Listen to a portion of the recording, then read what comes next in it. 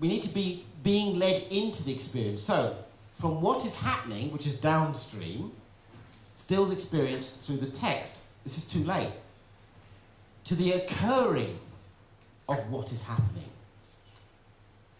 Okay, so, from what has happened to the occurring of what has happened. The process. We want to join in the act of catching, not the caught.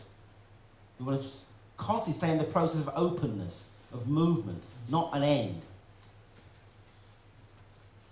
So when you're reading the text as an osteopath, you want to be aware of your experience of reading the text, not the text that is read. The act of you reading is more important than what is read. What does this mean to me, what Still wrote, not what Still means, because you can't do that. It's got to be, he's writing in a way allowing room for you to bring your experience into the very clever writing. It's Kantian style. The happening of appearance, the appearance. What is happening to the appearance? So I want to go behind this phenomenon.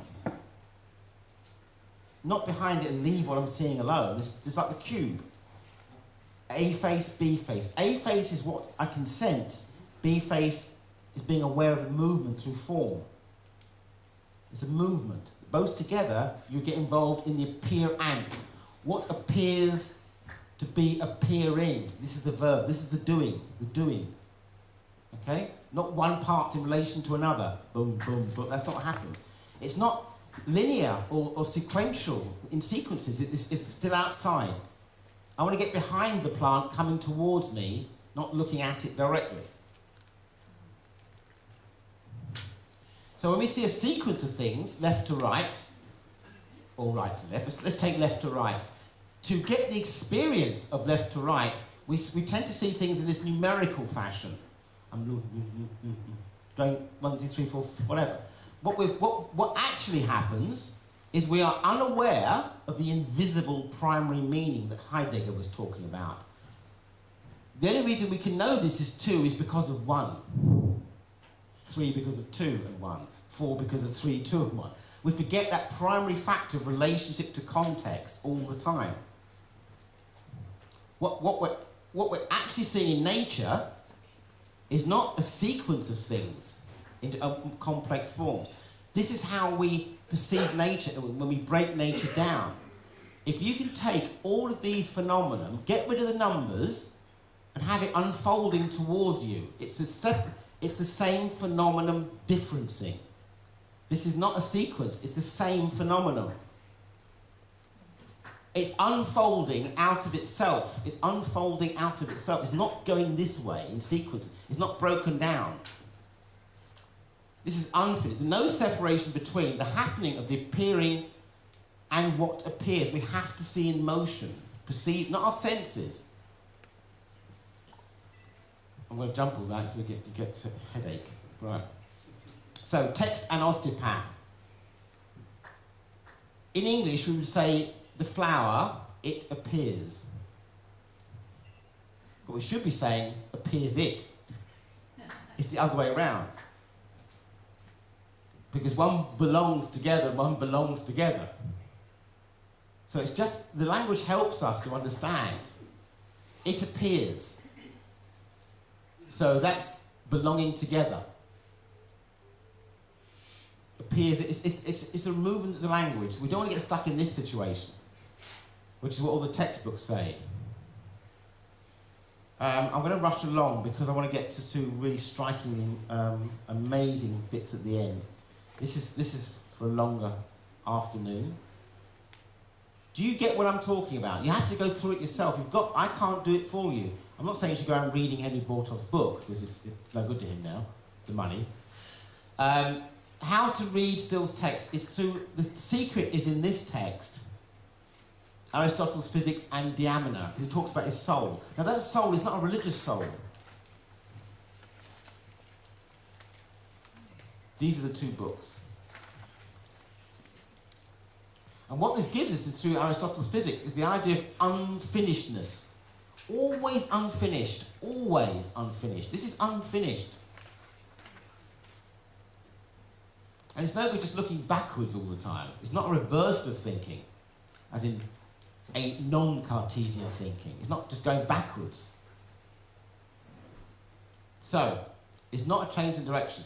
What we want to do is get deeper into the experience of reading, not read. The text is not read, we're in the act of reading. What that action does is brings out meaning from the text in you. If Still wrote in a very, very organised, meaningful manner for him, you wouldn't really understand. It would be totally meaningless.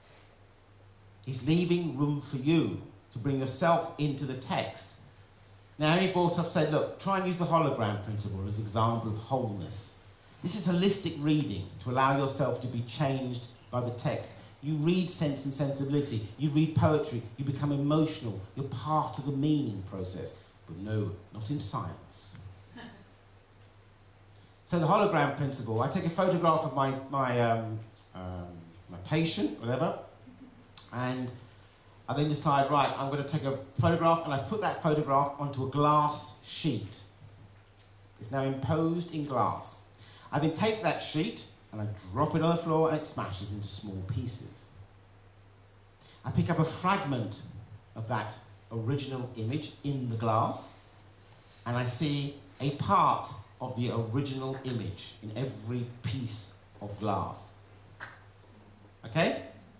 It's a fragmented of that whole. I take another photograph of my patient, and this time I impose the image through light onto a glass. It's a hologram. I move the glass, I see the image slightly moving. The glass now does not hold an impression of the original image. The image is inside it, held within the glass itself as a hologram. I then take this glass and I smash it on the floor. Now I pick up a piece of glass. What do I see? I see the whole in every piece. This is wholeness. You only get to the whole through the part. This is the foot. This is the arm. This is the stomach. The whole is in every part.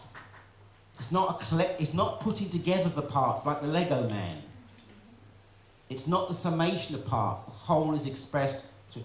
This is the whole. This is the whole. This is the whole. The toe of the patient. So, when you take a hologram of, say, the star, and you tear it into two parts, you get the whole star again, you get the whole star again. It's the whole all the way.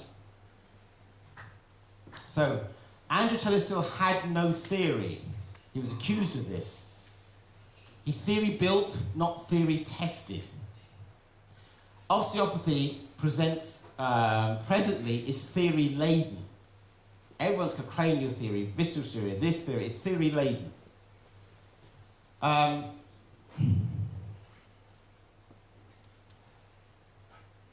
So here is cranial motion. Now, I'm not touching anything. This is even weirder. He is not jumping up and down. It's a series of independent images shown alternatively. I am going to get you to stop him from moving. This is to prove how powerful theory is. You ready, Chris? No. He looks like a giraffe. Well done. So, what we have to do here is, again, it's down to discipline. No, he's not going to stop moving, but you're going to slow him right down. You must choose between up or down. Whichever one you choose, you say to yourself repeatedly.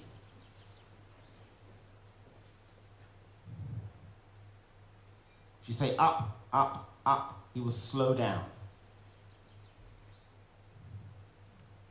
You got it? Just like you'll get jagged movements. So your way of, you're sensing this, but your way of seeing is the issue. You have to be careful of what you're thinking. How many times, I'll be careful when I say this, have you been treating a patient and you've thought of something and they've said it? It's not that special. This is what happens in normal life. Because my partner, she's the same. I go in and look, You want to go to the pub, don't you? How did you know that? Because you're walking going, I'm just going to ask her gently. You want to go and watch the football, don't you? How do you know that? It's the body language. Yeah. Does this sound like nonsense?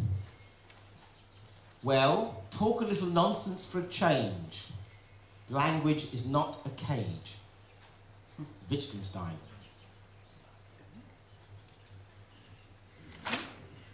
Last week, I received a letter from Holland.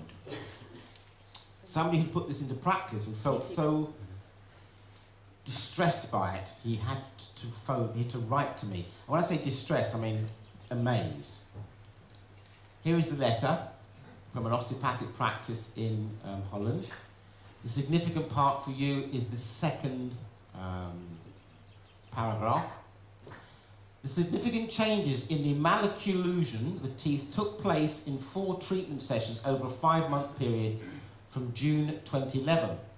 These changes were achieved not by manipulating joints or even by mobilizing cranial bones, but by respecting the specific structure and properties of different tissues in and around the facial cranium and correcting them where needed.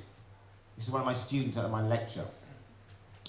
This freed up the facial structures to enable them to make maximum use. Now, to enable them to make, not me, for them to make maximum use of the growth process coming into being, the growth process taking place at this age. The dental elements were then literally transported by their new positions by surrounding tissues. The body did it itself. Just like passengers on a bus, all got in their seats, rather than all being crowded onto one seat.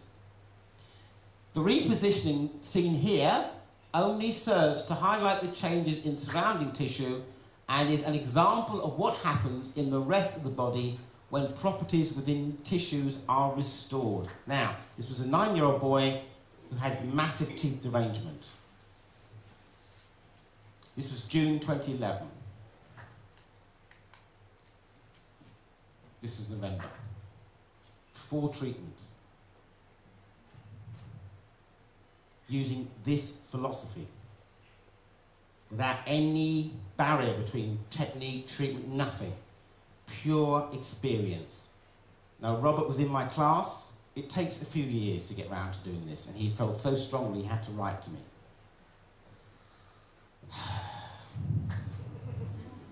Thank you.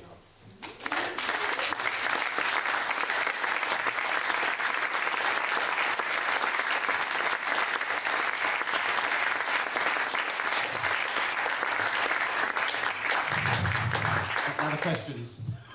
Come on. Any questions? What books or literature on your day would you recommend? Oh, so yeah, you came to that one. I think. On science.